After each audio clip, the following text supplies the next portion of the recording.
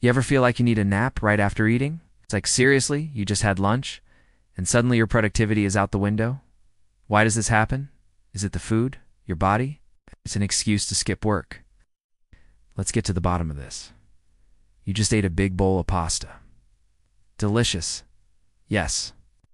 But now your body goes into overdrive. Your digestive system kicks in, and guess what? Your body actually redirects blood away from your brain to help your stomach process that giant carb bomb you just dropped in. It's that step one. Less blood flow to your brain equals more sleepy vibes. But there's more. When you eat foods high in sugar or carbohydrates, your blood sugar spikes. This triggers insulin, which helps absorb glucose, aka the sugar in your bloodstream. But here's the twist. It also boosts the production of serotonin and melatonin.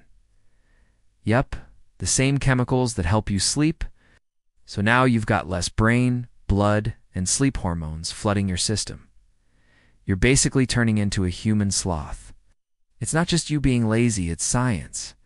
And it's not just turkey on Thanksgiving. It's anything heavy: pizza, pasta, fried food, even rice bowls.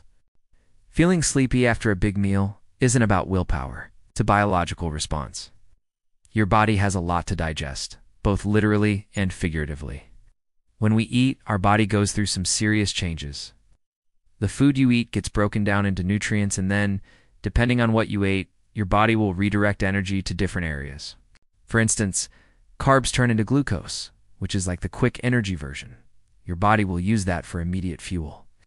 But digesting all that food takes a lot of effort. Your body needs to move the food from your mouth to your stomach, break it down further in the small intestine, absorb nutrients, and then move it all along the digestive tract until, well, you get the idea.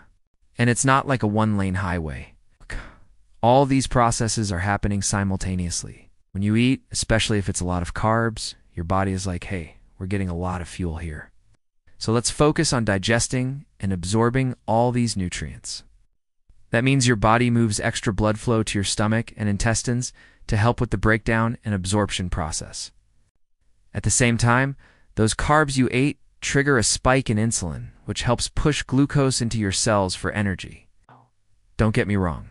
Glucose is great and essential, but it comes with a little side effect. After a carb-heavy meal, your blood sugar can spike, triggering the release of insulin. And like I mentioned earlier, insulin helps your body absorb that extra glucose. But it also releases chemicals like serotonin and melatonin, which, are those sleep hormones. Serotonin is like your happiness hormone, but it also makes you sleepy. Melatonin tells your body it's time for bed. So after a big meal, especially one loaded with carbs, these hormones can make you feel drowsy. In fact, it's not uncommon to feel sleepy after eating a carbohydrate-rich diet because your body is working overtime to digest and absorb all those carbs. Now, don't blame yourself.